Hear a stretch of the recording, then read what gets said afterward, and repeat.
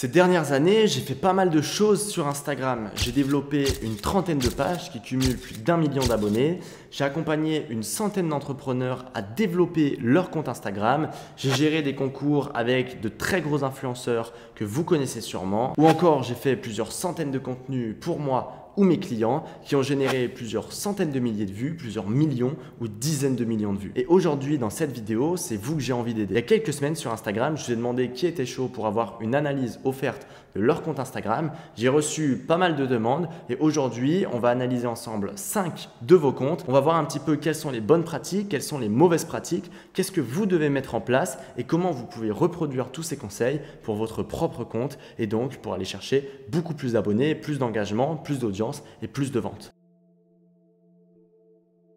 On se retrouve sur mon écran directement avec le premier compte, donc le compte de Harmonie Corporelle. Alors, ce qu'on va faire, c'est que, comme d'habitude, si vous n'avez pas vu d'ailleurs l'ancienne vidéo, je vous la mettrai en lien dans la description, mais j'avais fait une autre vidéo où j'analysais vos comptes. On va voir déjà tout le branding, l'optimisation, etc.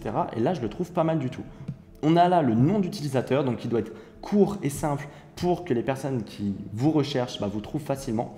Et là, on a le nom de profil où justement vous pouvez mettre des mots-clés, donc diététicienne, esthéticienne, massage, minceur. Et c'est assez intéressant parce que quand on va vous taper, par exemple, je prends souvent cet exemple-là, quand on tape coach sportif, on trouve plein de personnes qui ont mis dans leur barre coach sportif, coach sportif, coach sportif, etc. Donc, ça va vous permettre d'avoir plus de, ça va vous permettre d'être mieux référencé. Hop, il y a des personnes qui s'abonnent. Au niveau de la photo, je la trouve pas trop mal. Au niveau après de l'appel à l'action, moi je ne conseille pas du tout de mettre plusieurs liens. Pour moi, ça va plus perdre les gens qu'autre chose. Et c'est un petit peu, je prends toujours cet exemple-là, mais quand vous allez au tacos et qu'ils vendent des tacos, qu'ils vendent des pizzas, qu'ils vendent des lasagnes, qu'ils vendent de tout, en fait, vous n'avez rien envie de prendre et vous vous dites, mais en fait, c'est un truc qui fait tout, mais il fait rien. Et là, vous allez perdre les gens plus qu'autre chose. C'est comme si vous avez une carte avec 200 plats, vous ne savez plus quoi prendre et vous allez dans un autre restaurant. Donc voilà, globalement, les bulles de story à la une, je trouve ça pas trop mal. Moi, ce que je conseille, c'est d'en mettre 4, 5, parce que là, on ne va pas tous les lire. Donc, il y en a sûrement qui ne servent pas. Et après, au niveau de la photo, on est pas mal. Par contre, au niveau du contenu, le contenu est beau visuellement. Il y a une charte graphique qui est à peu près respectée. Où on a à peu près les mêmes polices, etc. Par contre, pour moi, il manque deux choses. Il manque la première chose, un personal branding qui est fort. Parce que le personal branding, ça peut être utilisé ou un branding qui est fort, en fait une image de marque qui est forte pour que Anne, on puisse la différencier parmi toute la concurrence. Parce que je pense que des diététiciennes, des esthéticiennes, des massages minceurs, il y en a sûrement des centaines, voire des milliers. Et le problème, c'est que si elle n'a rien de différent, en fait, pourquoi on devrait faire appel à elle et pas à une autre personne qui habite dans la même région ou autre? Donc en fait, travailler sur son branding, ça va être super important et travailler sur quelles sont nos valeurs, quelles sont nos forces qu'on a envie de partager et comment on peut réussir à attirer des personnes qui ont les mêmes valeurs, qui ont les mêmes forces que nous. Et par rapport à ça, il y a différentes choses qu'on peut mettre en place. C'est un sentiment d'identification qui est fort, notamment comment faire en sorte que les abonnés se reconnaissent à travers notre histoire ou à travers l'histoire de la marque. Un ennemi commun qui peut être fort aussi, c'est contre quoi on se bat. Je vais prendre un exemple qui va sûrement vous parler, mais quand c'est la Coupe du Monde au foot, imaginons pour la France contre l'Argentine, en fait, tous les Français étaient ligués contre l'Argentine parce que l'Argentine était l'ennemi commun, alors que le lendemain, tous les Français se battaient entre eux comme d'habitude. Il y avait des petites guéguerres entre personnes, etc. Donc, trouver un ennemi commun, ça va être vraiment quelque chose de super fort. Et après, il y a plein d'autres choses. Par exemple, ça peut être partagé autour de ses valeurs, etc. Et un sentiment d'identification, il y a quelque chose qui est super intéressant par rapport à ça, c'est la marque Feed. La marque Feed, c'est une marque de barres de céréales, pour ceux qui ne connaissent pas, fondée par Anthony Bourbon. Alors, ce n'est pas que des barres de céréales, mais en gros, c'est des barres repas et tu manges juste une barre comme ça, ou des barres de protéines, tu manges une barre et ça te fait un repas entier, tout dépend de leur barre. Enfin bref, c'est des barres, on va dire. Et en fait, s'ils auraient juste vendu des barres sans plus, il n'y aurait pas vraiment eu, la marque n'aurait pas tellement marché selon moi et il n'y aurait pas eu un tel engouement autour de cette marque-là qui fait quand même, je pense, 10 à 15 millions de chiffre d'affaires par an, donc qui fait plus d'1 million d'euros de chiffre d'affaires par mois. Et en fait, pourquoi ils ont réussi à autant fédérer? C'est que déjà, il y a les valeurs du fondateur, Anthony Bourbon, et c'est détermination, passion, ambition et résilience. Et c'est vraiment quelque chose, c'est pas juste une barre, mais en fait, quand tu manges cette barre, ça va être parce que tu as de l'ambition, parce que tu as envie d'aller plus loin, c'est le dépassement de soi, etc. Et c'est toutes les valeurs que ça véhicule. Tout comme Nike, ils ont les valeurs de sport, de dépassement de soi. Et quand tu achètes un t-shirt Nike, tu as toutes ces valeurs qui tourne autour de toi et donc c'est pas juste un t-shirt de sport parmi tant d'autres comme on pourrait en trouver. Donc ça, c'est vraiment quelque chose de super puissant. Donc je pense qu'il y a un truc à jouer pour vraiment se différencier. Et la deuxième chose, c'est là où la plupart des personnes bloquent, c'est créer du contenu viral. Parce que vous avez trois types de contenu. Du contenu d'acquisition, sinon je vous renverrai sur une vidéo que j'avais faite qu'on mettra dans la description. Du contenu d'acquisition qui va servir à attirer de nouvelles personnes sur votre compte Instagram. Du contenu d'éducation qui va servir à les éduquer à vos méthodes, à ce que vous faites. Et du contenu de conversion qui va servir à les convertir en clients, en prospects, etc. Et la plupart des personnes bloquent sur le contenu d'acquisition. Là, par exemple, Anne, elle fait « Attention, dernier jour pour en profiter ». Ça, c'est du contenu de conversion. Le but, c'est de convertir les prospects. Sauf que le problème, si vous faites du contenu de conversion, que vous avez 55 abonnés et que vous faites 2 likes, en fait, c'est simple, vous allez convertir personne. Pourquoi? Parce qu'il faut faire du contenu d'acquisition, du contenu qui va faire plusieurs dizaines, centaines de milliers de vues pour attirer du monde sur votre compte, être visible. Et ensuite, là, vous allez avoir une base de prospects, d'abonnés que vous allez pouvoir convertir. Et donc, comment faire du contenu d'acquisition? Moi, ce que je conseille, c'est de faire des Reels parce que c'est beaucoup plus simple. Et il y a différentes idées pour faire du contenu viral, notamment utiliser des célébrités. Par exemple, là, Anne, elle fait esthéticienne massage minceur. Elle pourrait prendre l'exemple d'une célébrité. Pourquoi Johnny Depp ou telle personne va faire des massages minceurs? Je dis n'importe quoi, hein, toutes les 2 semaines. Et là, c'est super intéressant parce qu'elle profite directement de l'exposition de cette célébrité, de cette personne-là. La deuxième chose qu'elle pourrait faire, c'est faire du contenu peut-être en cassant certaines grandes croyances ou faire du contenu, peut-être un petit peu, il faudrait qu'elle fasse en fait une veille concurrentielle, du contenu un peu plus addictif. Je pense qu'il y aurait des choses intéressantes à faire. Et ce qu'il faudrait qu'elle fasse, c'est une veille concurrentielle en voyant s'il y a des diététiciennes, des esthéticiennes, etc. qui fonctionnent bien, comment elle pourrait reproduire ce même type de contenu pour bien fonctionner derrière. Et là, on a quelque chose qui fonctionnerait très bien. Et là, on aurait un compte qui pourrait attirer plein d'abonnés et donc très bien fonctionner par la suite. On se retrouve directement pour le second compte, Lorraine, l'ACM. Alors là, c'est pareil. Donc là, il y a peu de posts, etc. Mais si vous êtes CM, votre but, vos réseaux, c'est votre principale vitrine. Vous allez gérer les réseaux de vos clients, donc c'est votre principale vitrine. Et donc, vous devez vraiment être irréprochable sur ça. Donc là, elle a commencé il y a 3 jours. Mais globalement, j'aime bien la photo, je la trouve bien. Lorraine l'ACM, pourquoi pas. Community Manager, sport bien-être, c'est bien, elle a bien mis des mots-clés pour référencer. J'aide les pros du sport et du bien-être à attirer de nouveaux clients grâce à Insta et LinkedIn. Abonne-toi. Alors là, j'ai l'impression d'avoir vu 15 000 fois la même description, donc pour moi, c'est pas terrible. Et en plus, on ne voit pas sa personnalité, on ne voit pas pourquoi elle et pas une autre. Parce que si je tape la Community Manager, pourquoi on devrait prendre elle et pourquoi on ne devrait pas prendre là la tonne de community managers, les centaines de community managers qui existent.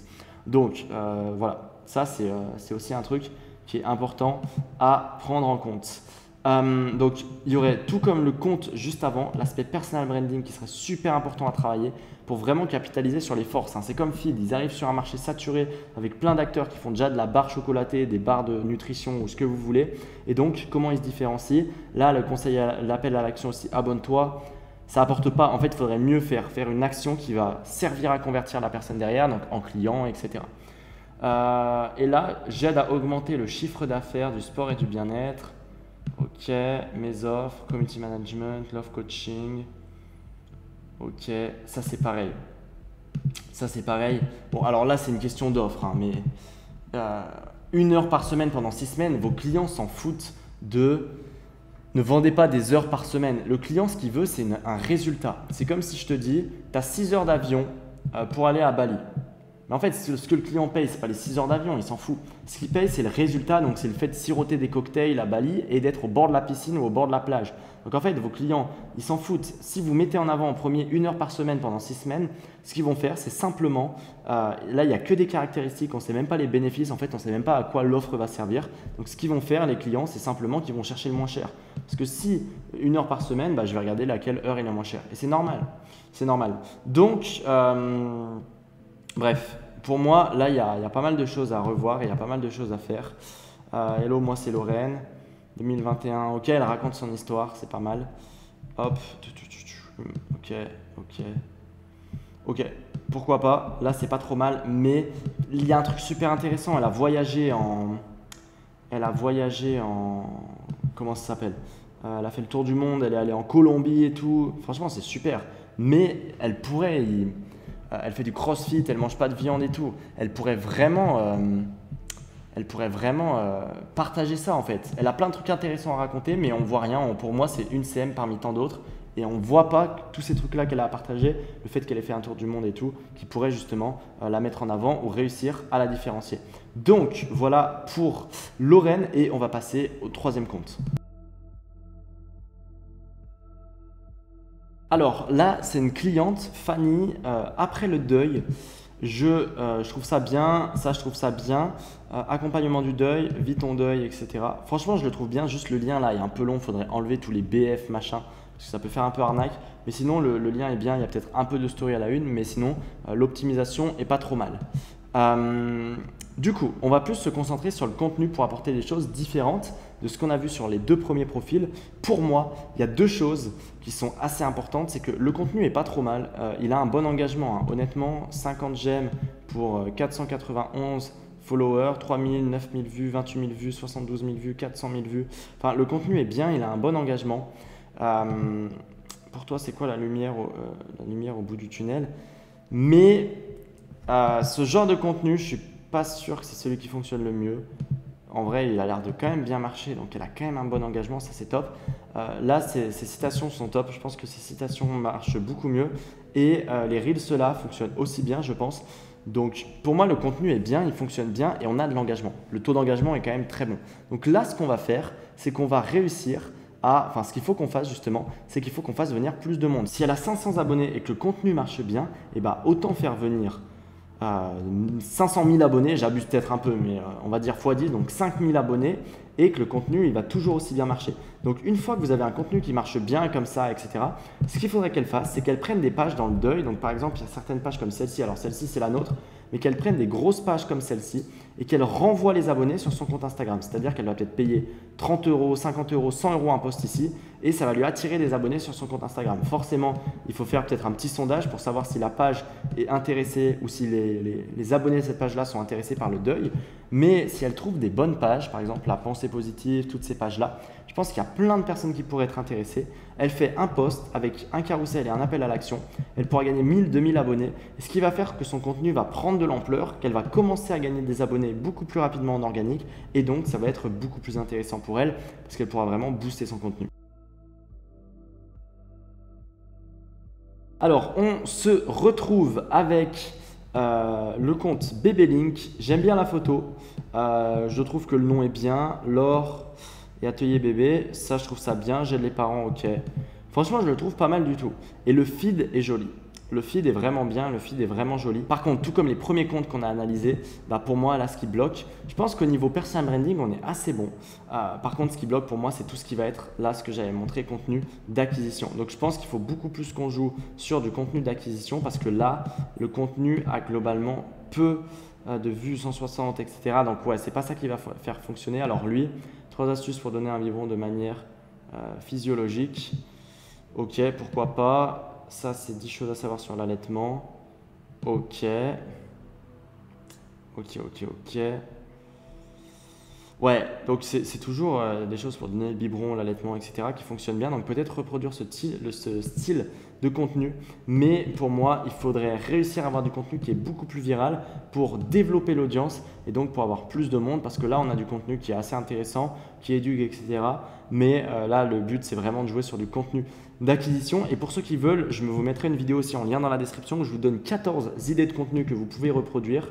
Et comme ça, vous pourrez le recopier pour avoir ce contenu-là d'acquisition et pour vous dire, ok, comment je pourrais avoir plus de vues justement avec le contenu que je vais vous donner. Et on va passer sur le dernier compte. Alors, Caro, elle est une working mom d'ado. La photo, j'aime bien, mais je pense qu'elle peut être un peu optimisée. Le nom, je le trouve ultra long parce que là, on devra taper tout ça pour la trouver. Donc, je le trouve ultra long. Et là, je trouve ça dommage qu'il n'y ait pas un mot-clé qui référence. On veut sauver le monde avec les ados en quête de sens. Ouais, je trouve ça pas trop mal, la bio. Après, là, il y a le Linktree. Pareil, il y a beaucoup de… Enfin, moi, je conseille de garder un seul lien, atelier gratuit, hop. Et je conseille juste de garder un seul lien. Et après, au niveau contenu, par contre, là, c'est toujours le même problème. Donc après, ce sera toujours des problèmes assez similaires. Je trouve ça assez intéressant, hein. Je trouve ça assez intéressant, mais en fait, ça, c'est du contenu qui fonctionne sur Facebook, mais pas trop sur Insta. Mettre une photo et mettre une description, mais les gens sur Insta ne lisent pas la description, ils s'en foutent de la description. Donc à la place de le mettre là, on aurait dû mettre toute la description, par exemple, dans un Reels et ça aurait pu être beaucoup plus viral. Donc pour moi, il faut retravailler la forme du contenu et encore une fois, créer quelque chose qui soit un peu plus viral et on sera pas mal. Bon, en tout cas, j'espère que cette vidéo vous a plu, j'espère que ces différents conseils pourront vous aider et je pense qu'il y a 2-3 pépites à en retirer pour vos propres comptes Instagram. Si vous voulez que j'analyse votre propre compte, n'hésitez pas à me le mettre directement en lien dans les commentaires ou n'hésitez pas à mettre votre compte dans les commentaires avec votre objectif. Comme ça, moi, je peux voir un petit peu quel est votre objectif et comment je peux vous aider sur une prochaine vidéo ou autre à l'atteindre. Et nous, on se retrouve très vite pour une prochaine vidéo. C'était Mathis. Ciao!